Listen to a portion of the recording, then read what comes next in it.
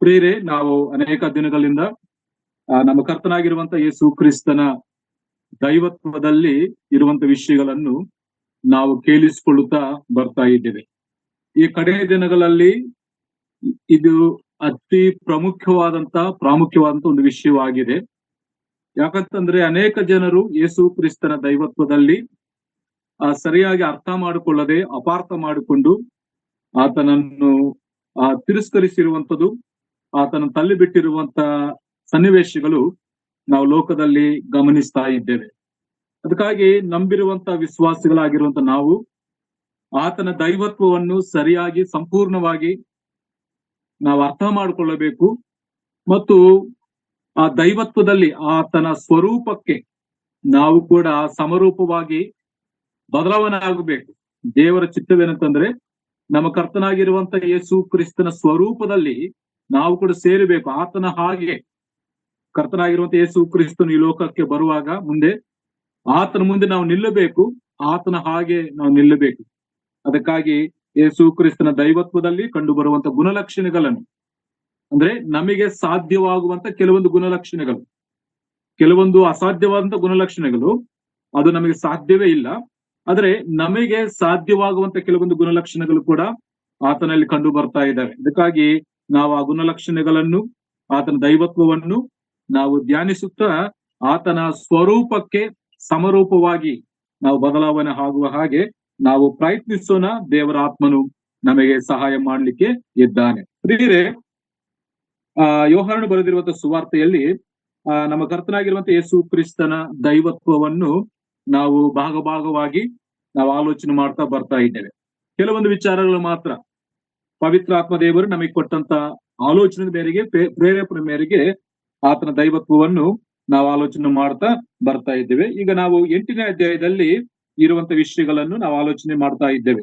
8ನೇ ಅಧ್ಯಾಯ 12ನೇ ವಚನದಿಂದ 59ನೇ ವಚನದವರೆಗೂ ಇದು ದೊಡ್ಡ ಒಂದು ವಾಕ್ಯ ಭಾಗವಾಗಿದೆ.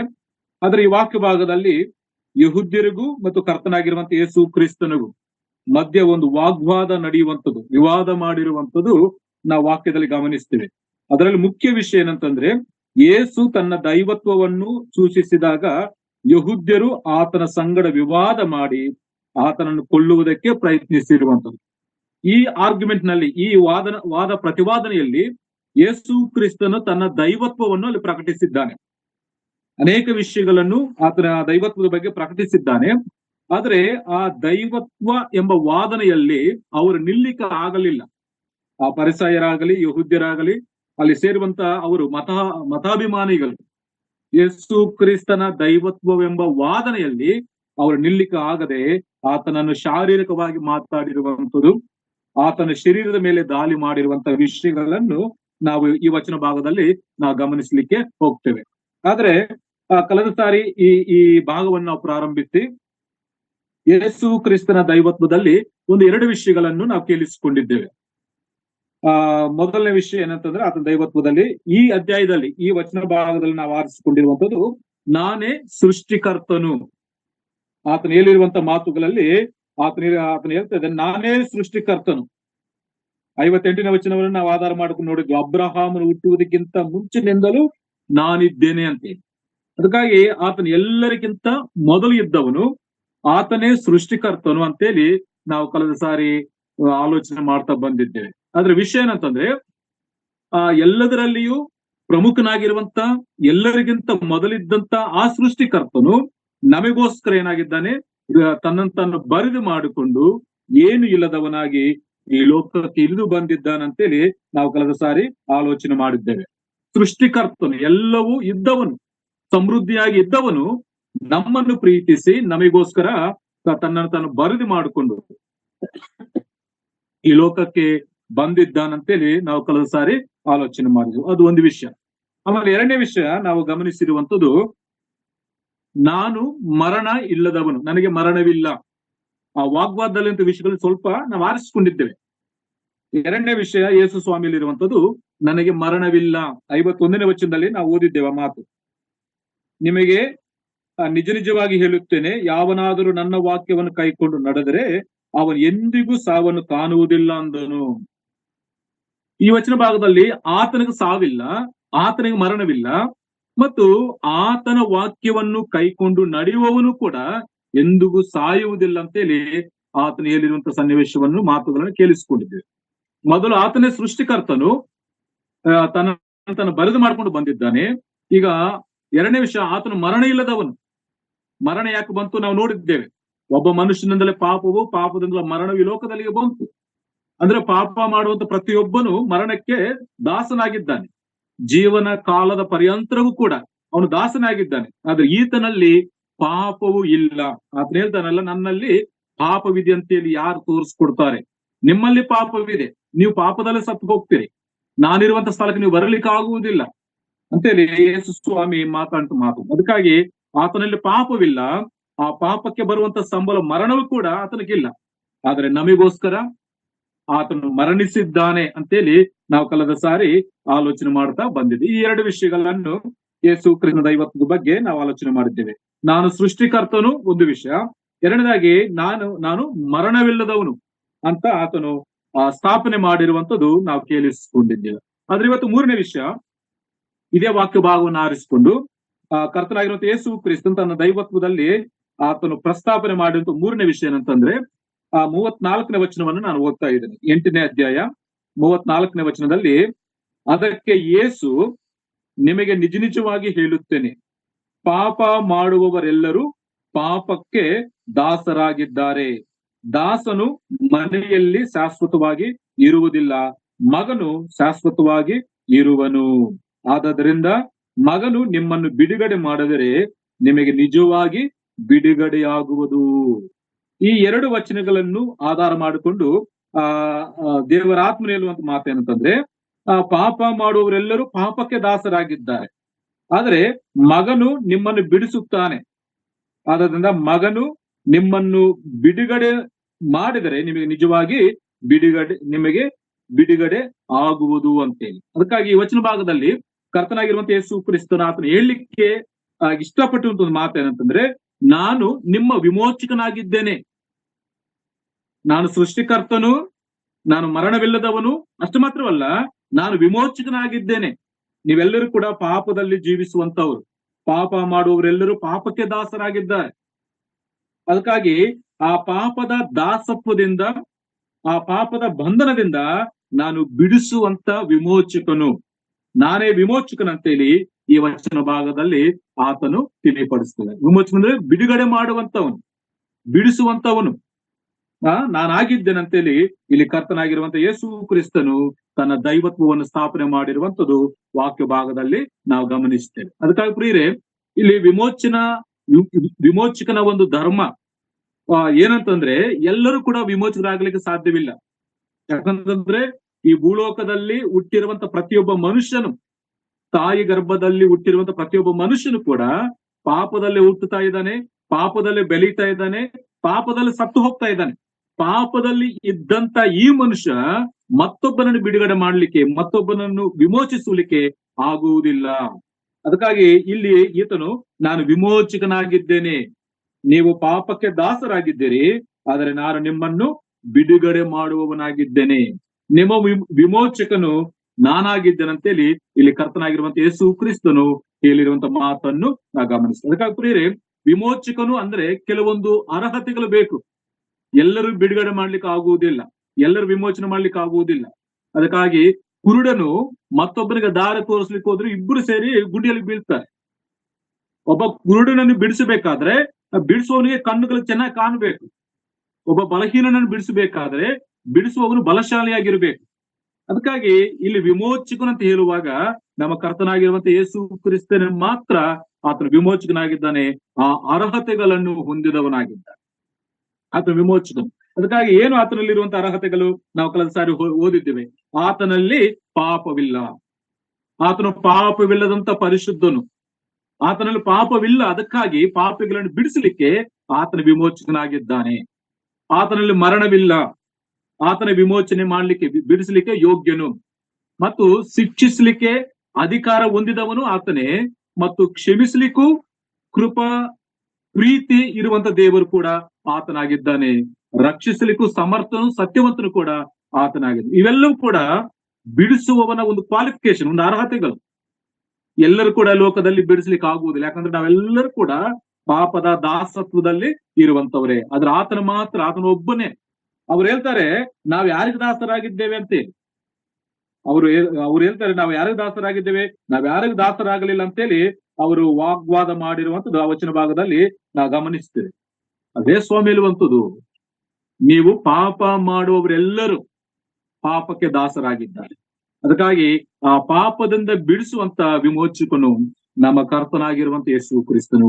ಇದು ದೈವತ್ವಕ್ಕೆ ಮಾತ್ರ ಸಂಬಂಧಪಟ್ಟಂತೆ, ದೇವರ ಮಾತ್ರ ಬಿಡಿಸ್ಲಿಕ್ಕೆ ಯೋಗ್ಯನಂತೇಳಿ ನಾವು ನೋಡ್ತೇವೆ. ಅದಕ್ಕಾಗಿ ಈ ಮಾತುಗಳಲ್ಲಿ ಯೇಸು ಕ್ರಿಸ್ತನು ದೇವರಾಗಿದ್ದಾನೆ.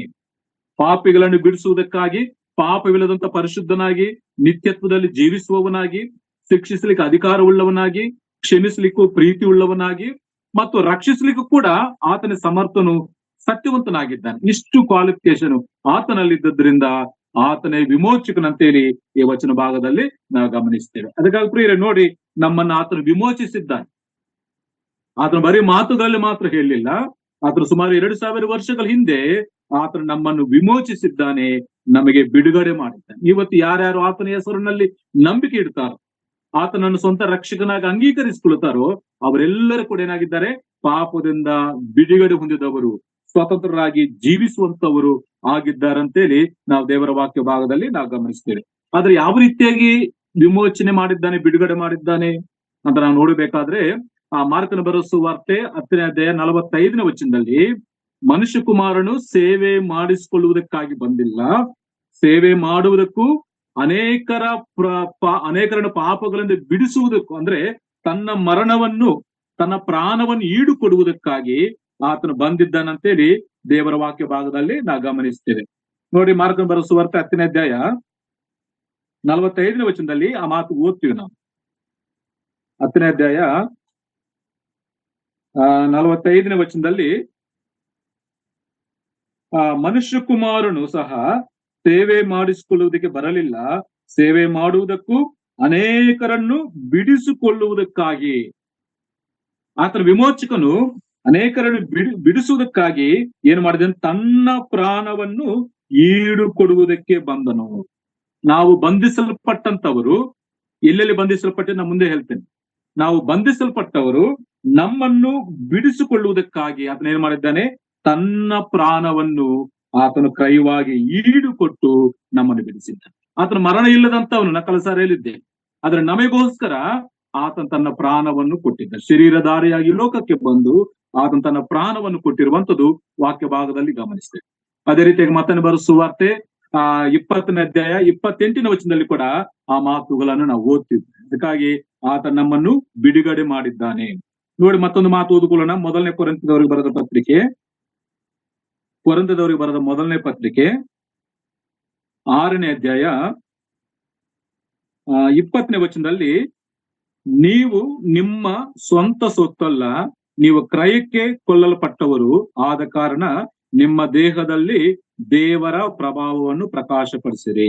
ಇಲ್ಲಿ ನಾನು ಹೇಳಿಕ್ಕೆ ಇಷ್ಟಪಟ್ಟಿದ್ದು, ನಮ್ಮ ಸೊತ್ತಲ್ಲ, ನಮ್ಮ ಸ್ವಂತ ಸೊತ್ತಲ್ಲ, ನಮ್ಮ ದೇಹದ ಮೇಲೆ ನಮಗೆ ಯಾವ ಹಕ್ಕಿಲ್ಲ, ಅಧಿಕಾರವಿಲ್ಲ. ಯಾಕೆ?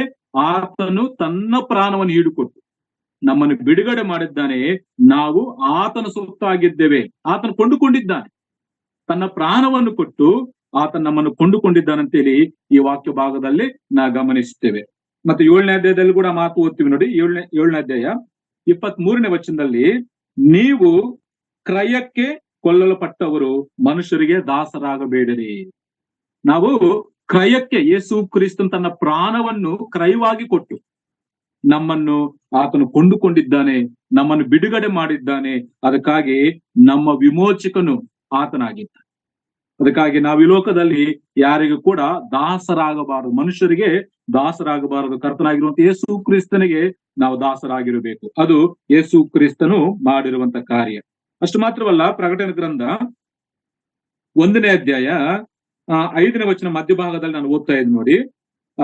ನಮ್ಮನ್ನು ಪ್ರೀತಿಸುವವನು ತನ್ನ ರಕ್ತದ ಮೂಲಕ ನಮ್ಮನ್ನು ಪಾಪಗಳಿಂದ ಬಿಡಿಸಿದವನು, ನಮ್ಮನ್ನು ರಾಜ್ಯವನ್ನಾಗಿಯೂ ತನ್ನ ತಂದೆಯಾದ ದೇವರಿಗೆ ಯಾಜಕರನ್ನಾಗಿಯೂ ಮಾಡಿದವನು ಆಗಿರುವ ಆತನಿಗೆ ಯುಗ ಯುಗಾಂತರಗಳಲ್ಲಿ ಘನ ಮಹತ್ವ ಇರಲಿ, ಆಮೇನ್. ಇಲ್ಲಿ ನೋಡ್ರಿ, ನಮ್ಮನ್ನು ಪ್ರೀತಿಸುವವನು ಮತ್ತು ತನ್ನ ರಕ್ತದ ಮೂಲಕ ನಮ್ಮನ್ನು ಪಾಪಗಳಿಂದ ಬಿಡಿಸಿದವನು. ನಾವು ಮಾರ್ಗನ ಸುವಾರ್ತೆಯಲ್ಲಿ ತನ್ನ ಪ್ರಾಣವನ್ನು ಕೊಟ್ಟಿದ್ದಾನೆ, ಈಡಾಗಿ ಕೊಟ್ಟಿದ್ದಾನೆ. ಇಲ್ಲಿ ನಾವು ನೋಡ್ತೇವೆ, ನಮ್ಮನ್ನು ಪ್ರೀತಿಸಿ ನಮ್ಮ ಪಾಪಗಳಿಂದ ಆತನು ಬಿಡಿಸಿದ್ದಾನೆ. ತನ್ನ ರಕ್ತದ ಮೂಲಕವಾಗಿ ನಮ್ಮನ್ನು ಬಿಡಿಸಿರುವಂತದ್ದು ಈ ವಚನ ಭಾಗದಲ್ಲಿ ನಾವು ಗಮನಿಸ್ತೇವೆ. ಅದೇ ಪ್ರಕಟಣೆ ಗ್ರಂಥ 5ನೇ ಅಧ್ಯಾಯ 9ನೇ ವಚನದಲ್ಲಿ ನಾವು ಓದಬೇಕಾದ್ರೆ ಅಲ್ಲಿ ಕೂಡ ಆ ಮಾತು ಓದ್ತೇವೆ. 9ನೇ ವಚನದಲ್ಲಿ ಮಧ್ಯಭಾಗದಲ್ಲಿ, ನೀನು ಯಜ್ಞಾರ್ಪಿತನಾಗಿ ನಿನ್ನ ರಕ್ತದಿಂದ ಸಕಲ ಕುಲ, ಭಾಷೆ, ಪ್ರಜೆ, ಜನಾಂಗಗಳವರಿಂದ ಮನುಷ್ಯರನ್ನು ದೇವರಿಗಾಗಿ ಕೊಂಡುಕೊಂಡಿ. ಯೇಸು ಕ್ರಿಸ್ತನ ವಿಮೋಚಕನು ತನ್ನ ರಕ್ತವನ್ನು ಸುರಿಸಿ ತನ್ನ ಪ್ರಾಣವನ್ನು ಕೊಟ್ಟು ನಮ್ಮನ್ನು ಆತನು ಕೊಂಡುಕೊಂಡಿದ್ದಾನೆ. ಮತ್ತೊಂದು ಭಾಷೆಯಲ್ಲಿ ಹೇಳ್ಬೇಕಾದ್ರೆ ನಮ್ಮನ್ನು ಬಿಡುಗಡೆ ಮಾಡಿದ್ದಾನೆ, ನಮ್ಮನ್ನು ರಕ್ಷಿಸಿದ್ದಾನೆ, ನಮಗೆ ಆ ಸ್ವತಂತ್ರರಾಗುವಂತ ಅಧಿಕಾರ ನಮಗೆ ಕೊಟ್ಟಿದ್ದಾನೆ. ಅದಕ್ಕಾಗಿ ನಾವು ದೇವರ ನಾಮಕ್ಕೆ ನಾವು ಸ್ತೋತ್ರ ಸಲ್ಲಿಸಬೇಕು. ಅದಕ್ಕಾಗಿ ಈ ವಾಗ್ವಾದದಲ್ಲಿ ಯೇಸು ಕ್ರಿಸ್ತನ ಆತನು ಹೇಳಿರುವಂತ ದೈವತ್ವದಲ್ಲಿ 3ನೇ ಒಂದು ವಿಷಯ ಏನಂತಂದ್ರೆ, ನಾನು ನಿಮ್ಮ ವಿಮೋಚಕನಾಗಿದ್ದೆ, ನಿಮ್ಮ ಪಾಪಗಳನ್ನು ಪರಿಹರಿಸುವವನು, ನಿಮ್ಮ ಪಾಪಗಳಿಂದ ನಿಮಗೆ ಬಿಡುಗಡೆ ಮಾಡದವನು ನಾನೇ ಆಗಿದ್ದೇನಂತೇಳಿ ಯೇಸು ಸ್ವಾಮಿ ಹೇಳಿದ್ದಾನೆ. ಯೆಶಾಯನ ಪ್ರವಾದನ ಗ್ರಂಥದಲ್ಲಿ ಒಂದು ಮಾತು ಓದ್ಕೊಳ್ತೀವಿ ನೋಡಿ. ಯೆಶಾಯನ ಪ್ರವಾದನ ಗ್ರಂಥ 44ನೇ ಅಧ್ಯಾಯ 22ನೇ ವಚನ. ಯೆಶಾಯನ ಪ್ರವಾದನ ಗ್ರಂಥ 44ನೇ ಅಧ್ಯಾಯ 22ನೇ ವಚನದಲ್ಲಿ, ನಿನ್ನ ದ್ರೋಹಗಳನ್ನು ಮಂಜಿನಂತೆ ಪರಿಹರಿಸಿದ್ದೇನೆ, ನಿನ್ನ ಪಾಪಗಳನ್ನು ಮೋಡದಂತೆ ಹರಿಸಿದ್ದೇನೆ, ನಿನ್ನನ್ನು ವಿಮೋಚಿಸಿದ್ದೇನೆ, ನನ್ನ ಕಡೆಗೆ ತಿರುಗಿಕೋ. ಈ ವಚನದಲ್ಲಿ ನಿನ್ನನ್ನು ವಿಮೋಚಿಸಿದ್ದೇನೆ, ನಮ್ಮ ದ್ರೋಹಗಳನ್ನು ನಮ್ಮ ಪಾಪಗಳನ್ನು ಆತನು ಅಲಿಸಿಬಿಟ್ಟಿದ್ದಾನೆ, ಮಂಜಿನಂತೆ ಪರಿಹರಿಸಿದ್ದೇನೆ, ಪಾಪಗಳನ್ನು ಮೋಡದಂತೆ ಹರಿಸಿದ್ದೇನೆ ಅಂತ. ಆತನ ವಿಮೋಚಕನು, ಆತನ ವಿಮೋಚನಾ ಧರ್ಮವನ್ನು ಆ ಕಲ್ವಾರಿ ಕ್ರೂಸಿನಲ್ಲಿ ಆತನು ನೆರವೇರಿಸಿ ಇವತ್ತು ನಮಗೆ ಆ ಪಾಪ ದಾಸತ್ವದಿಂದ ಆತ ನಮ್ಮನ್ನು ಬಿಡುಗಡೆ ಮಾಡಿದ್ದಾನಂತೇಳಿ ಈ ವಚನ ಭಾಗದಲ್ಲಿ ನಾವು ಗಮನಿಸ್ತೇವೆ. ಅದಕ್ಕಾಗಿ ಯೋಹಾನ ಬರೆದ ಸುವಾರ್ತೆ 8ನೇ ಅಧ್ಯಾಯದಲ್ಲಿ ಆ ಪರಿಸಯರೊಂದಿಗೆ, ಆ ಯಹೂದ್ಯರೊಂದಿಗೆ ಆತನು ವಾಗ್ವಾದ ಮಾಡುವಂತ ಸಂದರ್ಭದಲ್ಲಿ ಆತನು ಸ್ಥಾಪಿಸಿರುವಂತ 3ನೇ ಒಂದು ಸತ್ಯ ಏನಂತಂದ್ರೆ, ನಾನು ವಿಮೋಚಕನು, ನೀವೆಲ್ಲರೂ ಕೂಡ ಪಾಪಕ್ಕೆ ದಾಸರು, ನಿಮ್ಮನ್ನು ಬಿಡಿಸುವುದಕ್ಕಾಗಿ ನಾನು ಬಂದಿದ್ದೇನೆ. ಆತನ ಆ ಧರ್ಮವನ್ನು ನೆರವೇರಿಸಿದ್ದಾನೆ. ಎಲ್ಲಿಂದ ಬಿಡಿಸಿದ್ದಾನೆ? ಒಂದು ಮಾತನ್ನ ಓದ್ಕೊಂಡು ನೋಡಿ, ಎಲ್ಲಿಂದ ದೇವರು ನಮ್ಮನ್ನು ಬಿಡಿಸಿದ್ದಾನಂತೇಳಿ. ಗಲಾತ್ಯದವರಿಗೆ ಬರೆದ ಪತ್ರಿಕೆ, ಅಪೊಸ್ತಲನಾದ ಪೌಲನು ಗಲಾತ್ಯದವರಿಗೆ ಬರೆದ ಪತ್ರಿಕೆ 1ನೇ ಅಧ್ಯಾಯ ಎಲ್ಲಿಂದ ನಮ್ಮನ್ನು ಬಿಡಿಸಿದ್ದಾನೆ ನೋಡ್ತೀವಿ. ಯಾವ ರೀತಿಯಾಗಿ ಬಿಡಿಸಿದ್ದಾನೆ? ತನ್ನ ರಕ್ತವನ್ನು ಸುರಿಸಿ ತನ್ನ ಪ್ರಾಣವನ್ನು ಈಡಾಗಿ ಕೊಟ್ಟು ನಮ್ಮನ್ನು ಕೊಂಡುಕೊಂಡಿದ್ದಾನೆ. ಆದ್ರೆ ಎಲ್ಲಿಂದ ನಮ್ಮನ್ನು ಬಿಡುಗಡೆ ಮಾಡಿದ್ದಾನೆ ಅಂತ ನಾವು ನೋಡ್ಬೇಕಾದ್ರೆ, ಗಲಾತ್ಯ ಪತ್ರಿಕೆ 1ನೇ ಅಧ್ಯಾಯ 4ನೇ ವಚನದಲ್ಲಿ, ಈತನು ನಿಮ್ಮನ್ನು ಕೆಟ್ಟದಾಗಿರುವ ಈಗಿನ ದುಷ್ಟ ಯುಗದೊಳಗಿಂದ ಬಿಡಿಸಬೇಕೆಂದು. ಎಲ್ಲಿಂದ ಬಿಡಿಸ್ಲಿಕ್ಕೆ ಬಂದಿದ್ದಾನೆ? ಈತನು ನಿಮ್ಮನ್ನು ಕೆಟ್ಟದಾಗಿರುವಂತ ನಶಿಸಿ ಹೋಗ್ತಿರುವಂತ ಭ್ರಷ್ಟವಾಗಿರುವಂತ ಈ ದುಷ್ಟ ಯುಗದೊಳಗಿಂದ ನಿಮ್ಮನ್ನು ಬಿಡಿಸಬೇಕೆಂದು ನಮ್ಮ ತಂದೆಯಾದ ದೇವರ ಚಿತ್ತಕ್ಕನುಸಾರವಾಗಿ ನಮ್ಮ ಪಾಪಗಳ ದೆಸೆಯಿಂದ ತನ್ನನ್ನು ಮರಣಕ್ಕೆ ಒಪ್ಪಿಸಿದನು. ಈ ಬಿಡುಗಡೆ ಮಾಡುವಂತ ಆ ವಿಷಯದಲ್ಲಿ ಬಿಡುಗಡೆ ಮಾಡುವವನ ಒಂದು ಧರ್ಮ ಏನಂತಂದ್ರೆ, ತನ್ನನ್ನು ತಾನು ಮರಣಕ್ಕೆ ಆತನು ಒಪ್ಪಿಸಿಕೊಂಡು. ಯಾಕೆ? ಈಗಿನ ದುಷ್ಟ ಯುಗದೊಳಗಿಂದ ನಮ್ಮನ್ನು ಬಿಡಿಸಬೇಕಂತೆ, ಈ ಲೋಕದಿಂದ ನಮ್ಮನ್ನು ಬಿಡಿಸಬೇಕಂತೆ, ಈ ಲೋಕದ ವ್ಯವಹಾರಗಳಿಂದ ನಮ್ಮನ್ನು ಬಿಡಿಸಬೇಕಂತೇಳಿ ಕರ್ತನಾಗಿರುವಂತ ಯೇಸು ಕ್ರಿಸ್ತನು ನಮಗೋಸ್ಕರ ಆತನು ತನ್ನ ಪ್ರಾಣವನ್ನು ಕೊಟ್ಟಿದ್ದಾನೆ, ದುಷ್ಟ ಯುಗದೊಳಗಿಂದ ನಮ್ಮನ್ನು ಬಿಡಿಸಬೇಕಂತೆ. ಮತ್ತು ಅದೇ ಗಲಾತ್ಯ ಪತ್ರಿಕೆ 3ನೇ ಅಧ್ಯಾಯ 14ನೇ ವಚನದಲ್ಲಿ ಆತನು ನೋಡ್ತೇವೆ, ಕ್ರಿಸ್ತನು ನಿಮ್ಮ ನಿಮಿತ್ತ ಶಾಪವಾಗಿ ಧರ್ಮಶಾಸ್ತ್ರದಲ್ಲಿ ಹೇಳಿರುವ ಆ ಶಾಪದೊಳಗಿಂದ ನಿಮ್ಮನ್ನು ಬಿಡಿಸಿದನು. ಎಲ್ಲಿಂದ ಬಿಡಿಸಿದ್ದಾನೆ? ಮೊದಲು ದುಷ್ಟ ಯುಗದೊಳಗಿಂದ, ಕೆಟ್ಟದಾಗಿರುವಂತ ಈ ದುಷ್ಟ ಯುಗದೊಳಗಿಂದ ನಮ್ಮನ್ನು ಬಿಡಿಸಿದ್ದಾನೆ, ತನ್ನ ಪ್ರಾಣವನ್ನು ಕೊಟ್ಟು ತನ್ನ ಮರಣವನ್ನು ಅನುಭವಿಸಿ. ಎರಡನೇದಾಗಿ ಆ ಧರ್ಮಶಾಸ್ತ್ರದಲ್ಲಿ ಹೇಳಿರುವ ಶಾಪದಿಂದ, ನಮ್ಮ ಮೇಲೆ ಶಾಪ ಉಂಟು, ಪಾಪದ ಪರಿಣಾಮ ನಾವು ಶಾಪಗ್ರಸ್ತರಾಗಿದ್ದೇವೆ.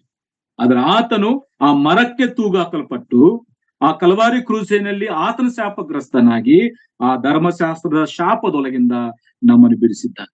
ಕೆಟ್ಟದಾಗಿರುವ ಈ ದುಷ್ಟ ಯುಗದೊಳಗಿಂದ ಬಿಡಿಸಿದ್ದಾನೆ ಮತ್ತು ಧರ್ಮಶಾಸ್ತ್ರದ ಶಾಪದೊಂದಿಗೆ ನಮ್ಮನ್ನು ಬಿಡಿಸಿ ಇವತ್ತು ಆಶೀರ್ವಾದ ಪಾತ್ರರಾಗಿ ಧನ್ಯರನ್ನಾಗಿ ಆತ ನಮ್ಮನ್ನು ಮಾಡಿರುವಂತದ್ದು ವಾಕ್ಯ ಭಾಗದಲ್ಲಿ ನಾವು ಗಮನಿಸ್ತೇವೆ. ಮತ್ತೆ ಅದೇ ರೀತಿ 4ನೇ ಅಧ್ಯಾಯ 5ನೇ ವಚನ ನೋಡಿ. 4ನೇ ಅಧ್ಯಾಯ 5ನೇ ವಚನ, ಗಲಾತ್ಯ ಪತ್ರಿಕೆ. ಆದರೆ ಕಾಲವು ಪರಿಪೂರ್ಣವಾದಾಗ ದೇವರು ತನ್ನ ಮಗನನ್ನು ಕಳುಹಿಸಿಕೊಟ್ಟನು. ಆ ಧರ್ಮಶಾಸ್ತ್ರ ಅಧೀನರಾದವರನ್ನು ವಿಮೋಚಿಸಬೇಕೆಂತಲೂ. ಯಾರು ಧರ್ಮಶಾಸ್ತ್ರಕ್ಕೆ ಅಧೀನರಾಗಿದ್ದಾರೋ, ಧರ್ಮಶಾಸ್ತ್ರ ಅಧೀನರಾದವರನ್ನು ಬಿಡಿಸಬೇಕಂತೇಳಿ ಕರ್ತನಾಗಿರುವಂತ ಯೇಸು ಕ್ರಿಸ್ತನು ಈ ಲೋಕಕ್ಕೆ ಬಂದ. ಬಿಡಿಸುವುದಕ್ಕಾಗಿ ತನ್ನ ರಕ್ತವನ್ನು, ತನ್ನ ಪ್ರಾಣವನ್ನು ಸುರಿಸಿದ್ದಾನೆ. ಎಲ್ಲಿಂದ ಬಿಡಿಸಿದ್ದಾನೆ? ಕೆಟ್ಟದಾಗಿರುವಂತ ಈ ದುಷ್ಟ ಯುಗದೊಳಗಿಂದ ಬಿಡಿಸಿದ್ದಾನೆ. ಆ ಶಾಪದೊಳಗಿಂದ ಬಿಡಿಸಿದ್ದಾನೆ. ಧರ್ಮಶಾಸ್ತ್ರಕ್ಕೆ ಅಧೀನರಾಗಿರೋ ಆ ಧರ್ಮಶಾಸ್ತ್ರದಿಂದ ನಮ್ಮನ್ನು ಬಿಡಿಸಿದ್ದಾನೆ. ಅಷ್ಟು ಮಾತ್ರವಲ್ಲ, ಮತ್ತೊಂದು ಮಾತನ್ನು ಓದ್ಕೊಳ್ತೀವಿ ನೋಡಿ. ಆ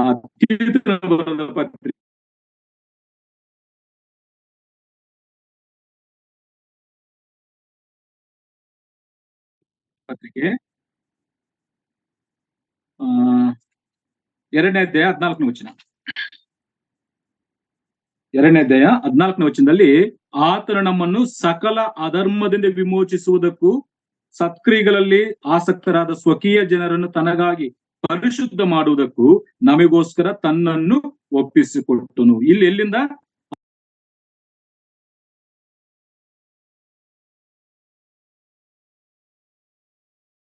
ಬೇರೆ ಕಾಲ್ ಸರಿ. ಇಲ್ಲಿ ಕರ್ತನಾಗಿರುವಂತ ಯೇಸು ಕ್ರಿಸ್ತನು ಆತನು ನಮ್ಮನ್ನು ಇಲ್ಲಿಂದ 4 ಸ್ಥಳ ನಾನು ತೋರಿಸಿದ್ದೆ. ಒಂದು, ಕೆಟ್ಟದಾಗಿರುವಂತ ಈ ಯುಗದೊಳಗಿಂದ ನಮ್ಮನ್ನು ಬಿಡಿಸಿದ್ದಾನೆ. ಶಾಪದೊಳಗಿಂದ ನಮ್ಮನ್ನು ಬಿಡಿಸಿದ್ದಾನೆ. ಧರ್ಮಶಾಸ್ತ್ರ ಅಧೀನರಾದವರನ್ನು ಬಿಡಿಸಿದ್ದಾನೆ. ಸಕಲ ಅಧರ್ಮದಿಂದ ಆತ ನಮ್ಮನ್ನು ಬಿಡಿಸಿರುವಂತದ್ದು ದೇವರ ವಾಕ್ಯ ಭಾಗದಲ್ಲಿ ಗಮನಿಸ್ತಾರೆ. ಅದಕ್ಕಾಗಿ ಪ್ರಿಯರೇ, ಇಲ್ಲಿ ಯೋಹಾನ ಬರೆದ ಸುವಾರ್ತೆ 8ನೇ ಅಧ್ಯಾಯದಲ್ಲಿ ಆತನು ಹೇಳಿರುವಂತ ವಿಮೋಚಕನ ಧರ್ಮವನ್ನು ಈ ಭೂಲೋಕದಲ್ಲಿ ಆತ ನೆರವೇರಿಸಿದ್ದಾನೆ. ನಮ್ಮನ್ನು ಆತನಿಗೆ ಸ್ವತ್ತಾಗಿ, ಆತನ ಪ್ರಜೆಗಳನ್ನಾಗಿ ನಮ್ಮನ್ನು ಮಾಡಿಕೊಂಡು ನಮ್ಮ ಪಾಪಗಳನ್ನು ಅಲಿಸಿ ಬಿಟ್ಟಿದ್ದಾನೆ. ಅದಕ್ಕಾಗಿ ನಾವು ದೇವರಿಗೆ ಸ್ತೋತ್ರ ಸಲ್ಲಿಸೋಣ. ಆದ್ರೆ ಆತನು ಸ್ಥಾಪನೆ ಮಾಡಿರುವಂತ ಆ ದೈವತ್ವವನ್ನು ಅವರು ತಿರಸ್ಕಾರ ಮಾಡಿದರು. ನಾವ್ಯಾರಿಗೆ ದಾಸರಲ್ಲ. ಅವ್ರು ಹೇಳುವಂತ ಮಾತು, ನಾವು ಯಾರಿಗೆ ದಾಸರಲ್ಲ, ನಾವು ಅಬ್ರಹಾಮನ ಮಕ್ಕಳಂತೇಳಿ ಆ ಮಾತುಗಳನ್ನ ಅವ್ರು ಒಪ್ಪಿಕೊಳ್ಳದೆ ಯೇಸು ಸ್ವಾಮಿಯನ್ನು ತಿರಸ್ಕಾರ ಮಾಡಿರುವಂತದ್ದು ವಾಕ್ಯ ಭಾಗದಲ್ಲಿ ನಾವು ಗಮನಿಸ್ತೇವೆ. ಆದ್ರೆ ಪ್ರಿಯರು, ಇವತ್ತು ನಾವು ಅಂಗೀಕಾರ ಮಾಡ್ತಾ ಇದ್ದೀವಿ, ಆತ ನಮ್ಮ ವಿಮೋಚಕನು, ನಮ್ಮನ್ನ ಆ ಪಾಪದೊಳಗಿಂದ ನಮ್ಮನ್ನು ಬಿಡಿಸಿದ್ದಾನೆ. ಅದಕ್ಕಾಗಿ ನಾವು ಯಾವಾಗಲೂ ಕೂಡ ದೇವರಿಗೆ ಸ್ತೋತ್ರವನ್ನು ಸಲ್ಲಿಸುವವರಾಗಿ, ದೇವರನ್ನು ಘನಪಡಿಸುವವರಾಗಿ ನಾವು ಈ ಭೂಲೋಕದಲ್ಲಿ ಇದು ಆತನ ಸ್ಥಾಪನೆ ಮಾಡಿದ 3ನೇ ವಿಷಯ. ಮೊದಲು, ನಾನೇ ಸೃಷ್ಟಿಕರ್ತನು, ಅದನ್ನು ಸ್ಥಾಪನೆ ಮಾಡಿದ್ದೇನೆ. 2, ನಾನು ಮರಣವಿಲ್ಲದವನು, ಅದನ್ನು ಸ್ಥಾಪನೆ ಮಾಡಿದ್ದೇನೆ. 3ನೇದಾಗಿ, ನಾನೇ ವಿಮೋಚಕನು ಅನ್ನುವಂತ ದೈವತ್ವದ ಗುಣವನ್ನು ಅಲ್ಲಿ ಸ್ಥಾಪನೆ ಮಾಡಿರುವಂತದ್ದು ವಾಕ್ಯದಲ್ಲಿ ಗಮನಿಸ್ತೀವಿ. ಆಮೇಲೆ 4ನೇದಾಗಿ ಆತನ ಹೇಳುವಂತ ಮಾತು ನೋಡಿ. ಅದೇ 8ನೇ ಅಧ್ಯಾಯ. ಅನೇಕ ವಿಷಯಗಳಿದಾವೆ, ನಾನು ಕೆಲವೊಂದು ಮಾತ್ರ ಆರಿಸಿಕೊಂಡಿದ್ದೇನೆ. 12ನೇ ವಚನ, 8ನೇ ಅಧ್ಯಾಯ 12ನೇ ವಚನದಲ್ಲಿ ಯೇಸು ತಿರುಗಿ ಅವರ ಸಂಗಡ ಮಾತನಾಡ ಆರಂಭಿಸಿ, ನಾನೇ ಲೋಕಕ್ಕೆ ಬೆಳಕು, ನನ್ನನ್ನು ಅನುಸರಿಸುವವನು ಕತ್ತಲೆಯಲ್ಲಿ ನಡೆಯದೆ ಜೀವ ಕೊಡುವ ಬೆಳಕನ್ನು ಹೊಂದಿದವನಾಗಿರುವನು ಎಂದು ಹೇಳಿದನು. ಇಲ್ಲಿ ಯೇಸು ಸ್ವಾಮಿ ತನ್ನ ದೈವತ್ವವನ್ನು ಸ್ಥಾಪನೆ ಮಾಡುವುದಕ್ಕಾಗಿ ಆತನ ಹೇಳುವಂತ ಮಾತು, ನಾನೇ ಲೋಕಕ್ಕೆ ಬೆಳಕಾಗಿದ್ದೇನೆ, ನನ್ನನ್ನು ಅನುಸರಿಸುವವನು ಕತ್ತಲೆಯಲ್ಲಿ ನಡೆಯದೆ ಜೀವ ಕೊಡುವ ಬೆಳಕನ್ನು ಹೊಂದಿದವನಾಗಿರುವನು ಅಂತೆ. ಅದಕ್ಕಾಗಿ ಇಲ್ಲಿ ನಾನು ಹೀಗೆ ಬರ್ಕೊಂಡಿದ್ದೇನೆ, ಈತನು ಒಳ್ಳೆ ಒಂದು ಮಾರ್ಗದರ್ಶಕನಾಗಿ, ಮಾದರಿಯಾದಂತ ವ್ಯಕ್ತಿಯಾಗಿ ಈ ಲೋಕದಲ್ಲಿ ಇದ್ದಾನೆ. ನೋಡಿ, ಆ ಮಾತು ಓದ್ತೀವಿ. ಇನ್ನೊಂದು ಮಾತು, ಅದೇ ಯೋಹಾನ ಬರೆದ ಸುವಾರ್ತೆ 1ನೇ ಅಧ್ಯಾಯ 4ನೇ ವಚನದಲ್ಲಿ, ಆತನಲ್ಲಿ ಜೀವವಿತ್ತು, ಆ ಜೀವವು ಮನುಷ್ಯರಿಗೆ ಬೆಳಕಾಗಿತ್ತು, ಆ ಬೆಳಕು ಕತ್ತಲಲ್ಲಿ ಪ್ರಕಾಶಿಸುತ್ತದೆ, ಕತ್ತಲು ಅದನ್ನು ಮುಸ್ಕಲಿಲ್ಲ. ಲೋಕದಲ್ಲಿ ಯೇಸು ಕ್ರಿಸ್ತನು ಬಂದಾಗ, ಆತನು ಬೆಳಕಾಗಿ ಆತನು ಬಂದಾಗ ಅವರು ಅದನ್ನು ಗ್ರಹಿಸಲಿಲ್ಲ, ಕತ್ತಲೆ ಅದನ್ನು ಅಂಗೀಕರಿಸಲಿಲ್ಲ ಅಂತೇಳಿ ವಾಕ್ಯ ಭಾಗದಿಂದ ನಾವು ಗಮನ. ಅದಕ್ಕಾಗಿ 12ನೇ ವಚನದಲ್ಲಿ ಕರ್ತನಾದ ಯೇಸು ಕ್ರಿಸ್ತನು ಹೇಳುವಂತ ಮಾತು, ನಾನೇ ಲೋಕಕ್ಕೆ ಬೆಳಕಾಗಿದ್ದೆ. ಅಂದ್ರೆ ನಾನು ಒಳ್ಳೆ ಮಾರ್ಗದಲ್ಲಿ ನಡೆಸುವವನಾಗಿದ್ದೇನೆ, ನಾನು ಒಳ್ಳೆ ಮಾರ್ಗದರ್ಶಕನಾಗಿದ್ದೇನೆ ಅಂತೇಳಿ ಆ ಮಾತಿನ ಅರ್ಥ. ಯಾರಾದ್ರೂ ನನ್ನನ್ನು ಅನುಸರಿಸುವವನಾದ್ರೆ ಅವನು ಕತ್ತಲೆಯಲ್ಲಿ ನಡೆಯುವುದಿಲ್ಲ, ಜೀವ ಕೊಡುವ ಬೆಳಕನ್ನು ಹೊಂದಿದವನು ಆಗಿರ್ತಾನೆ. ಅದಕ್ಕಾಗಿ ಇಲ್ಲಿ ನಾನು ಹೇಳಿಕ್ಕೆ ಇಷ್ಟಪಟ್ಟಿದ್ದು, ದೇವರು ಲೋಕಕ್ಕೆ ಕೊಟ್ಟಂತ ಬೆಳಕು ಕರ್ತನಾಗಿರುವಂತ ಯೇಸು ಕ್ರಿಸ್ತ. ಲೋಕವು ಕತ್ತಲಮಯವಾಗಿದೆ, ಲೋಕದಲ್ಲಿ ಕತ್ತಲಿನ ಕಾರ್ಯಕ್ರಮಗಳು ನಡೀತಾ ಇದ್ದಾವೆ. ಆದ್ರೆ ಈ ಲೋಕವನ್ನು ಪ್ರಕಾಶಿಸುವುದಕ್ಕಾಗಿ, ಲೋಕದಲ್ಲಿಂತ ಜನರು ಒಳ್ಳೆ ಮಾರ್ಗ, ಸನ್ಮಾರ್ಗದಲ್ಲಿ ನಡೆಸುವುದಕ್ಕಾಗಿ ಕರ್ತನಾಗಿರುವಂತ ಯೇಸು ಕ್ರಿಸ್ತನನ್ನು ಈ ಲೋಕಕ್ಕೆ ಕಳಿಸಿಕೊಟ್ಟಿದ್ದಾನೆ. ಫಾರ್ ಎಕ್ಸಾಂಪಲ್, ಈಗ ಸೂರ್ಯನ ಬಂದಾಗ ಎಲ್ಲರೂ ಕೂಡ ಎಲ್ಲವನ್ನು ನೋಡುತ್ತಾ ತಪ್ಪಿ ಹೋಗದೆ, ಬಿದ್ದು ಹೋಗದೆ ಸರಿಯಾದಂತ ಮಾರ್ಗದಲ್ಲಿ ನಡಿಲಿಕ್ಕೆ ಸಾಧ್ಯ. ಆದ್ರೆ ಕತ್ತಲೆಯಲ್ಲಿ ಆ ರೀತಿ ನಡಿಲಿಕ್ಕೆ ಸಾಧ್ಯವಿಲ್ಲ. ಅದಕ್ಕಾಗಿ ಯೇಸು ಕ್ರಿಸ್ತನನ್ನು ಈ ಲೋಕಕ್ಕೆ ಬೆಳಕಾಗಿ ದೇವರು ಕೊಟ್ಟಿದ್ದ. ಅಂದ್ರೆ ಆತನನ್ನು ಅನುಸರಿಸಬೇಕು, ಆತನನ್ನು ನಡೆಯಬೇಕ, ಆತನ ಮಾರ್ಗದಲ್ಲಿ ನಡೆಯಬೇಕಂತೇಳಿ ಒಳ್ಳೆ ಒಂದು ಮಾರ್ಗದರ್ಶಕನಾಗಿ ಎಲ್ಲೆಲ್ಲಿ ಆತನು ನಡೆಸ್ತಾನಂತೇಳಿ ನಾನು ಮುಂದೆ ಹೇಳ್ತೇನೆ. ಆತನು ಒಳ್ಳೆ ಮಾರ್ಗದರ್ಶಕನಾಗಿ ಈ ವಾಕ್ಯ ಭಾಗದಲ್ಲಿ ನಾವು ಆತನನ್ನು ಗಮನಿಸ್ತಾ ಇದ್ದೀವಿ. ಪ್ರಿಯರೇ, ಈ ಬೆಳಕು ಏನ್ ಮಾಡ್ತಂದ್ರೆ ವಾಸ್ತವವಾದಂತ ವಿಷಯಗಳಿಗೂ ಅವಾಸ್ತವಾದಂತ ವಿಷಯಗಳಿಗೂ ಇರುವಂತ ವ್ಯತ್ಯಾಸವನ್ನು ತೋರ್ಪಡಿಸ್ತಾರೆ. ಇಡೀ ಲೋಕಕ್ಕೆಲ್ಲ ಒಳ್ಳೆ ಮಾರ್ಗವನ್ನು ತೋರಿಸುವಂಥದ್ದು. ಮತ್ತು ಅಷ್ಟು ಮಾತ್ರವಲ್ಲ, ವಾಸ್ತವವಾದಂತ ವಿಷಯಗಳು ಯಾವುವು, ಒಳ್ಳೆ ವಿಷಯಗಳು ಯಾವ, ಸತ್ಯವಾದಂತ ವಿಷಯಗಳು ಯಾವ ಅಂತೇಳಿ ಅದನ್ನು ತೋರಿಸ್ತದೆ. ಮತ್ತು ಅವಾಸ್ತವಾದಂತ ವಿಷಯಗಳು, ಸುಳ್ಳಾದಂತ ವಿಷಯಗಳನ್ನು ಕೂಡ ಆ ವ್ಯತ್ಯಾಸ ಈ ಬೆಳಕು ತೋರಿಸ್ಕೊಡುವಂತದ್ದಾಗಿದೆ. ಆ ಬೆಳಕು ನಮ್ಮ ಕರ್ತನಾಗಿರುವಂತೆ ಯೇಸು ಕ್ರಿಸ್ತನೇ. ಅಷ್ಟು ಮಾತ್ರವಲ್ಲ, ಈ ಬೆಳಕು ಪರಲೋಕ ರಾಜ್ಯಕ್ಕೆ ಕರ್ಕೊಂಡು ಹೋಗುವಂತ, ಈ ಬೆಳಕು ಪರಲೋಕ ರಾಜ್ಯಕ್ಕೆ ಕರ್ಕೊಂಡು ಹೋಗುವಂತದಕ್ಕಾಗಿ ಇದನ್ನು ಅನುಸರಿಸುವಂತವರಿಗೆ ಪರಿಣಾಮಕಾರಿಯಾದಂತ ಪ್ರಯೋಜನಗಳನ್ನು ಅವರು ಅನುಭವಿಸ್ತಾರೆ. ನಾನು ಹೇಳಿಕ್ಕೆ ಇಷ್ಟಪಟ್ಟಿದ್ದಲ್ಲಿ, ಕರ್ತನಾಗಿರುವಂತ ಯೇಸು ಕ್ರಿಸ್ತನು ಈ ಲೋಕಕ್ಕೆ ಒಳ್ಳೆ ಮಾರ್ಗದರ್ಶಕನಾಗಿ ಆತನು ಕಾಣಿಸಿಕೊಂಡಿರುವಂತದ್ದು ವಚನ ಭಾಗದಲ್ಲಿ ನಾವು ಗಮನಿಸ್ತೇವೆ. ಆತನನ್ನು ಅನುಸರಿಸುವಂತವ್ರು ಅವರು ಕತ್ತಲಲ್ಲಿ ನಡೆಯುವುದಿಲ್ಲ. ಕತ್ತಲಂದ್ರೆ ಅದು ಪಾಪದ ಕಾರ್ಯಗಳು. ಕತ್ತಲೆ ಅಂದ್ರೆ ಅಜ್ಞಾನದಿಂದ ಕೂಡಿರುವಂತ ಕಾರ್ಯಗಳು. ಕತ್ತಲಂದ್ರೆ ನಾನು ಈ 3 ವಿಷಯಗಳನ್ನು ಬರ್ಕೊಂಡಿದ್ದೆ. ಕತ್ತಲಂದ್ರೆ ಅಜ್ಞಾನದಿಂದ ತುಂಬಲ್ಪಟ್ಟಂತ ಲೋಕ, ಇದನ್ನು ಕತ್ತಲಿಗೆ ಹೋಲಿಸ್ತೇವೆ. ಪಾಪದಿಂದ ತುಂಬಲ್ಪಟ್ಟಂತ ಲೋಕ, ಇದನ್ನು ಕತ್ತಲಿಗೆ ಹೋಲಿಸ್ತೇವೆ. ಮತ್ತು ಜೀವನದಲ್ಲಿ ಯಾವ ಗುರಿ ಇಲ್ಲದೆ ಕುರುಡರಾಗಿ ಜೀವಿಸುವಂತದನ್ನು ಕತ್ತಲಿಗೆ ತೋರಿಸ್ತೇವೆ. ಇದು ಕತ್ತಲೆಯಲ್ಲಿದ್ದಂತ ಲೋಕ. ಅಜ್ಞಾನದಲ್ಲಿಯೂ ಪಾಪದಲ್ಲಿಯೂ ಜೀವನದ ಯಾವ ಗುರಿ ಇಲ್ಲದೆ ಇಷ್ಟ ಬಂದ ಹಾಗೆ, ಮನಸ್ಸು ಬಂದ ಹಾಗೆ ಜೀವಿಸುವಂತದ್ದೆಲ್ಲವೂ ಕೂಡ ಕತ್ತಲೆಗೆ ಸಂಬಂಧಪಟ್ಟದ್ದು. ಈ ಕತ್ತಲ ಲೋಕಕ್ಕೆ ಕರ್ತನಾಗಿರುವಂತ ಯೇಸು ಕ್ರಿಸ್ತನು ಬೆಳಕಾಗಿ ಬಂದಿದ್ದಾನೆ. ಒಳ್ಳೆ ಮಾರ್ಗವನ್ನು ತೋರಿಸುವುದಕ್ಕಾಗಿ ಆತನು ಬಂದಿದ್ದಾನೆ. ಆತನ ಏನ್ ಮಾಡ್ತಾ ಇದ್ದಾನೆ? ಅಜ್ಞಾನದಲ್ಲಿದ್ದಂತ ಜನರನ್ನು ವಿಜ್ಞಾನದ ಕಡೆಗೆ, ಜ್ಞಾನದ ಕಡೆಗೆ ಆತ ನಡೆಸ್ತಾ ಇದ್ದಾನೆ. ಮತ್ತು ಪಾಪದಲ್ಲಿದ್ದಂತ ಜನರನ್ನು ಪರಿಶುದ್ಧದ ಕಡೆಗೆ ಆತ ನಡೆಸ್ತಾ ಇದ್ದಾನೆ. ಜೀವನದಲ್ಲಿ ಯಾವ ಗುರಿ ಇಲ್ಲದೆ ಕುರುಡರಾಗಿ ಜೀವಿಸುವಂತವರನ್ನು ಜೀವಿತಕ್ಕೆ ಸರಿಯಾದಂತ ಒಂದು ಮಾರ್ಗದರ್ಶನವನ್ನು ತೋರಿಸಿ, ಪರಲೋಕದ ನಿರೀಕ್ಷೆಯನ್ನು ಹುಟ್ಟಿಸಿ ಪರಲೋಕ ರಾಜ್ಯವನ್ನು ಸೇರಿಸುವವನಾಗಿ ಒಳ್ಳೆ ಮಾರ್ಗದರ್ಶಕ. ಆತನನ್ನು ಹಿಂಬಾಲಿಸುವಂತವರಿಗೆ ಈ ಬೆಳಕು ಪರಿಣಾಮಕಾರಿಯಾಗಿ ಎಷ್ಟೋ ಪ್ರಯೋಜನಗಳನ್ನು ಅವರು ಹೊಂದುವವರಾಗಿದೆ. ಅದಕ್ಕಾಗಿ ಪ್ರಿಯರೇ, ಇಲ್ಲಿ ನಾನು ಹೇಳಿಕ್ಕೆ ಇಷ್ಟಪಟ್ಟಿದ್ದು, ಯೇಸು ಕ್ರಿಸ್ತನು ಒಳ್ಳೆ ಮಾರ್ಗದರ್ಶಕನಾಗಿ ಕತ್ತಲೆಯಲ್ಲಿದ್ದಂತ ಜನರನ್ನು ಬೆಳಕದ ಕಡೆಗೆ, ಅಜ್ಞಾನದಲ್ಲಿದ್ದಂತ ಜನರನ್ನು ಜ್ಞಾನದ ಕಡೆಗೆ, ಪಾಪದಲ್ಲಿದ್ದಂತ ಜನರನ್ನು ಪರಿಶುದ್ಧದ ಕಡೆಗೆ ಆತನು ನಡೆಸುವಂತ ದೇವರಾಗಿದ್ದ. ಇದು ಮನುಷ್ಯರಿಗೆ ಅಸಾಧ್ಯ. ಮೋಟಿವೇಶನಲ್ ಸ್ಪೀಚರ್ ಇದ್ದಾರೆ, ಬೋಧನೆ ಮಾಡುವಂತವ್ರು ಇದ್ದಾರೆ, ಆದ್ರೂ ಕೂಡ ಅವರು ಕೂಡ ಪಾಪದಲ್ಲಿರುವಂತವ್ರೆ, ಅವರು ಕೂಡ ಅಜ್ಞಾನದಲ್ಲಿ ಇರುವಂತವ್ರೆ. ಆದ್ರೆ ಈತನ ಮಾರ್ಗ ಇದು ಪರಲೋಕಕ್ಕೆ ಕರ್ಕೊಂಡು ಹೋಗುವಂಥದ್ದು, ನಿತ್ಯತ್ವ ನಿರೀಕ್ಷೆಯನ್ನು ಕೊಡುವಂಥದ್ದು ಆಗಿದೆ. ಅದಕ್ಕಾಗಿ ಒಂದು ಮಾತನ್ನ ಓದಿಕೊಳ್ಳೋಣ ನೋಡಿ. ಅದೇ ಯೋಹಾನ ಬರೆದ ಸುವಾರ್ತೆ 12ನೇ ಅಧ್ಯಾಯ, ಯೋಹಾನ ಬರೆದ ಸುವಾರ್ತೆ 12ನೇ ಅಧ್ಯಾಯ 35ನೇ ವಚನವನ್ನು ನಾನು ಓದ್ತಾ ಇದ್ದೇನೆ. 35ನೇ ವಚನ. ಯೇಸು ಅವರಿಗೆ, ಇನ್ನು ಸ್ವಲ್ಪ ಕಾಲವೇ ಬೆಳಕು ನಿಮ್ಮಲ್ಲಿ ಇರುತ್ತದೆ, ಕತ್ತಲೆಯು ನಿಮ್ಮನ್ನು ಮುಸುಗಿಕೊಳ್ಳದಂತೆ ಬೆಳಕು ನಿಮಗೆ ಇರುವಾಗಲೇ ಸಂಚಾರ ಮಾಡಿರಿ. ಕತ್ತಲೆಯಲ್ಲಿ ಸಂಚಾರ ಮಾಡುವವನಿಗೆ ತಾನು ಎಲ್ಲಿ ಹೋಗುತ್ತಾನೆಂದು ತಿಳಿಯದು. ನಿಮಗೆ ಬೆಳಕು ಇರುವಾಗಲೇ ಬೆಳಕನ್ನು ನಂಬಿರಿ, ನಂಬಿದ್ರೆ ನೀವು ಬೆಳಕನವರಾಗುವಿರಿ ಎಂದು ಹೇಳಿದನು. ನೋಡಿ, ಇಲ್ಲಿ ಸ್ಪಷ್ಟವಾಗಿ ಸ್ವಾಮಿ ಹೇಳ್ತಾ ಇದ್ದಾನೆ, ಇನ್ನು ಸ್ವಲ್ಪ ಕಾಲ ಮಾತ್ರ ಬೆಳಕು ಈ ಲೋಕದಲ್ಲಿ ಇರ್ತದೆ. ಅಂದ್ರೆ ಆತನು ಹೊರಟು ಹೋಗುವಂತ ವಿಚಾರವನ್ನು ಹೇಳ್ತೇನೆ. ಕತ್ತಲೆ ನಿಮ್ಮನ್ನು ಮುಸುಗಿಕೊಳ್ಳದಂತೆ ಬೆಳಕಿರುವಾಗಲೇ ಸಂಚಾರ ಮಾಡಿದೆ. ಅಂದ್ರೆ ನಾನಿದ್ದಾಗಲೇ, ನಾನು ಲೋಕಕ್ಕೆ ಬೆಳಕಾಗಿದ್ದೇನೆ, ನಾನು ಪರಲೋಕಕ್ಕೆ ಮಾರ್ಗವಾಗಿದ್ದೇನೆ, ನಾನು ಮುಂದೆ ಹೇಳ್ತೇನೆ. ಅದಕ್ಕಾಗಿ ಆ ಕತ್ತಲೆ ನಮ್ಮನ್ನು ಮುಸುಗಿಕೊಳ್ಳದಂತೆ ಬೆಳಕಿರುವಾಗಲೇ ಸಂಚಾರ ಮಾಡಬೇಕು. ಕತ್ತಲೆಯಲ್ಲಿ ಸಂಚಾರ ಮಾಡುವ ಎಲ್ಲಿಗೆ ಹೋಗ್ತಾನೋ ಗೊತ್ತಿಲ್ಲ, ಎಲ್ಲಿ ಬೀಳ್ತಾನೋ ಗೊತ್ತಿಲ್ಲ, ಅವ್ರಿಗೆ ಯಾವ ಗುರಿ ಇರುವುದಿಲ್ಲ. ಆದ್ರೆ ಈತನನ್ನು ಅನುಸರಿಸುವಂತವ್ರು, ಈ ಬೆಳಕನ್ನು ಅನುಸರಿಸುವ ನೋಡಿ 36ನೇ ವಚನ. ನಿಮಗೆ ಬೆಳಕು ಇರುವಾಗಲೇ ಬೆಳಕನ್ನು ನಂಬಿರಿ, ನಂಬಿದರೆ ನೀವು ಬೆಳಕನವರಾಗುವಿರಿ. ನಂಬಿದರೆ, ಕರ್ತನಾಗಿರುವಂತ ಯೇಸು ಕ್ರಿಸ್ತ ನಂಬಿದರೆ ನಾವು ಬೆಳಕನವರಾಗ್ತೇವೆ. ಆ ಕತ್ತಲೆಯ ಜೀವನವನ್ನು ನಾವು ತೆಗೆದಿಟ್ಟು ಒಳ್ಳೆ ಕಾರ್ಯಗಳಲ್ಲಿ ನಾವು ಜೀವಿಸ್ಲಿಕ್ಕೆ ಸಾಧ್ಯ. ಅದಕ್ಕಾಗಿ ಇಲ್ಲಿ 4ನೇ ವಿಷಯ, ಕರ್ತನಾದಂತ ಯೇಸು ಕ್ರಿಸ್ತನಲ್ಲಿರುವಂತದ್ದು, ನಾನು ಒಳ್ಳೆ ಮಾರ್ಗದರ್ಶಕನಾಗಿ ಈ ಲೋಕಕ್ಕೆ ಬಂದಿದ್ದೇನೆ. ಆ ದೈವತ್ವವನ್ನು ಅವರು ಸಹಿಸ್ಕೊಳ್ಳಿಕ್ಕೆ ಆಗಲಿಲ್ಲ ಪ್ರಿಯ. ಆ ದೈವತ್ವವನ್ನು ಅವರು ಸಹಿಸ್ಕೊಳ್ಳಿಕ್ಕೆ ಆಗಲಿಲ್ಲ. ಯೇಸು ಕ್ರಿಸ್ತನ ಮಾತುಗಳನ್ನು ಅಂಗೀಕರಿಸಲಿಕ್ಕೆ ಅವರ ಕೈಯಲ್ಲಿ ಆಗಲಿಲ್ಲ. ಆಮೇಲೆ 5ನೇ ವಿಷಯ ಆತನ ಹೇಳುವಂತ ಮಾತು 23ನೇ ವಚನದಲ್ಲಿ, ಆತನು ಅವರಿಗೆ, ನೀವು ಕೆಳಗನವರು, ನಾನು ಮೇಲಿನವನು, ನೀವು ಈ ಲೋಕದವರು, ನಾನು ಈ ಲೋಕದವನಲ್ಲ, ಆದದ್ರಿಂದ ನೀವು ನಿಮ್ಮ ಪಾಪಗಳಲ್ಲಿ ಸಾಯುವರೆಂದು ನಾನು ನಿಮಗೆ ಹೇಳಿದ್ದೇನೆ. ಇಲ್ಲಿ ಆತನು ಹೇಳುವಂತ ಮಾತು, ನೀವು ಕೆಳಗನು, ನಾನು ಮೇಲೆ. ಅಂದ್ರೆ ನಾನು ಪರಲೋಕದ ಸಂಬಂಧಿ, ನಾನು ಪರಲೋಕದಿಂದ ಇಳಿದು ಬಂದವನು, ನೀವು ಈ ಲೋಕದವರು, ನಾನು ಈ ಲೋಕದವನಲ್ಲ. ನಾನು ಮತ್ತೆ ಪರಲೋಕಕ್ಕೆ ಹೋಗ್ತೇನೆ ಅಂತ ಯೇಸು ಹೇಳ್ತಾನೆ 21ನೇ ವಚನದಲ್ಲಿ. ಯೇಸು ತಿರುಗಿ ಅವರಿಗೆ, ನಾನು ಹೋಗ್ತೇನೆ, ನೀವು ನನ್ನನ್ನು ಹುಡುಕುವಿರಿ ಮತ್ತು ನಿಮ್ಮ ಪಾಪದಲ್ಲೇ ಸಾಯುವಿರಿ, ನಾನು ಹೋಗುವಲ್ಲಿಗೆ ನೀವು ಬರಲಾರರಿ ಅಂದು. ನಾನು ಪರಲೋಕದಿಂದ ಬಂದವನು ಮತ್ತು ತಿರುಗಿ ಪರಲೋಕಕ್ಕೆ ಹೋಗುವಂತವನು. ನೀವು ಈ ಲೋಕದವರು, ನೀವು ಕೆಳಗನವರು, ನೀವು ಪಾಪದಲ್ಲಿ ಜೀವಿಸುವಂತವ್ರು, ನಾನು ಬರುವಂತ ಸ್ಥಳಕ್ಕೆ ನೀವು ಬರಲಿಕ್ಕೆ ಸಾಧ್ಯವಿಲ್ಲ ಅಂತೇಳಿ ಆತನ ತನ್ನ ದೈವತ್ವವನ್ನು ಪ್ರಕಟಿಸ್ತಾರೆ.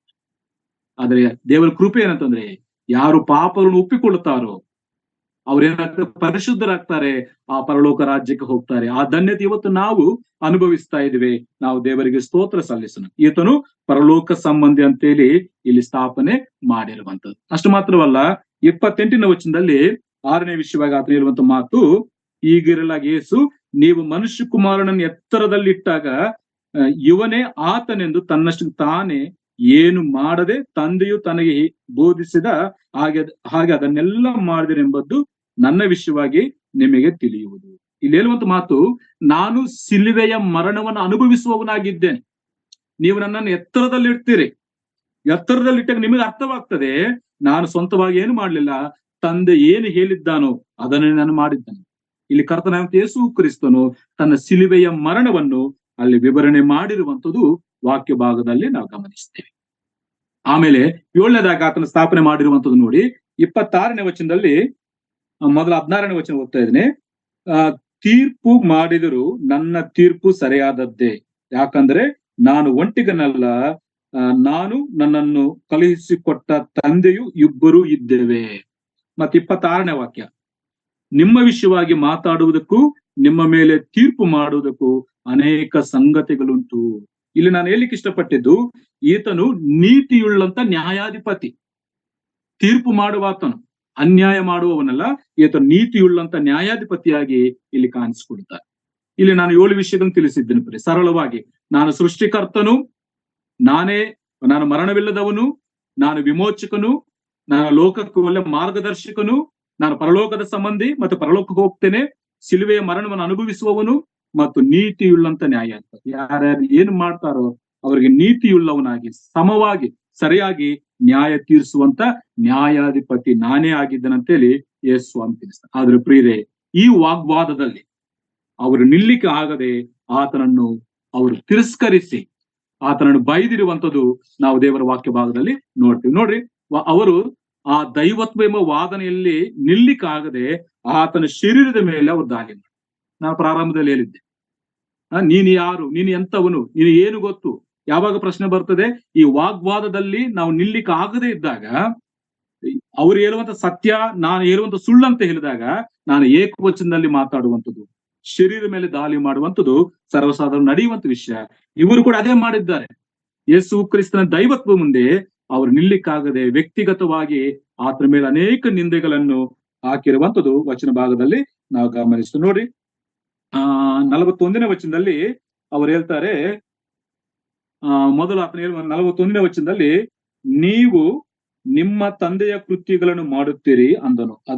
ಅದಕ್ಕೆ ಅವರು, ನಾವು ಆದರಕ್ಕೆ ಹುಟ್ಟಿದವರಲ್ಲ, ನಮಗೆ ಒಬ್ಬನೇ ತಂದೆ, ಆತನು ದೇವರು ಅಂತ. ನೋಡಿ, ತುಂಬಾ ಭಯಂಕರವಾಗಿ ಆ ವಾಗ್ವಾದದಲ್ಲಿ ಅವರು ನಿಲ್ಲಿಕ್ಕೆ ಆಗದೆ ಆತನ ಜನ್ಮದ ವಿಷಯವನ್ನು ಆತನು ಪ್ರಸ್ತಾಪ ಮಾಡಿ, ನಮಗೆ ಒಬ್ಬನೇ ತಂದೆ, ನಾವು ನಿನ್ನ ಹಾಗೆ ಹುಟ್ಟಿದವರಲ್ಲ ಅಂತೇಳಿ ಆತನ ಪವಿತ್ರವಾದಂತ ಜನ್ಮದ ಮೇಲೆ ಅವರು ದಾಳಿ ಮಾಡ್ತಾರೆ.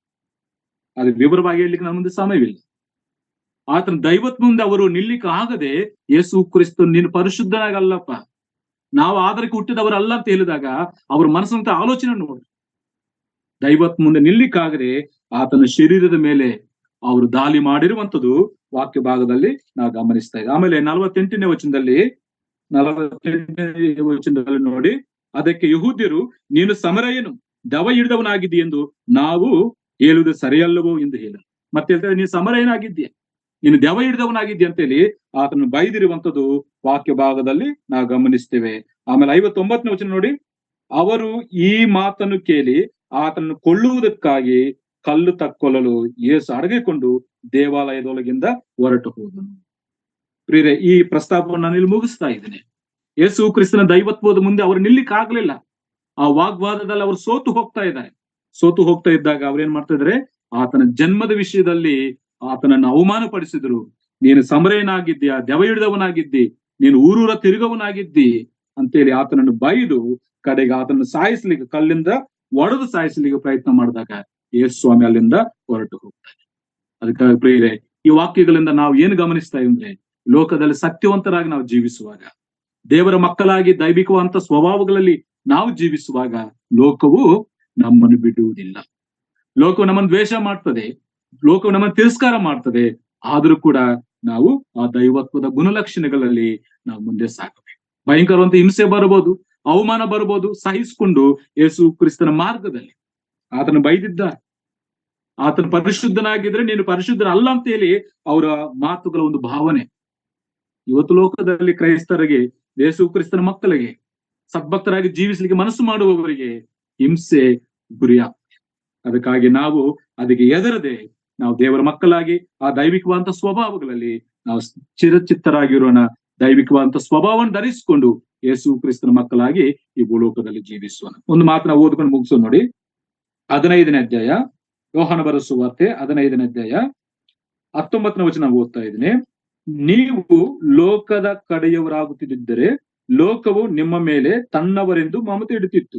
ಆದರೆ ನೀವು ಲೋಕದ ಕಡೆಯವರಲ್ಲದೆ ಇರುವುದರಿಂದಲೂ ನಾನು ನಿಮ್ಮನ್ನು ಲೋಕದೊಳಗಿಂದ ಆರಿಸಿ ತೆಗೆದುಕೊಂಡಿದ್ದರಿಂದಲೂ ಲೋಕವು ನಿಮ್ಮ ಮೇಲೆ ದ್ವೇಷ ಮಾಡುತ್ತದೆ.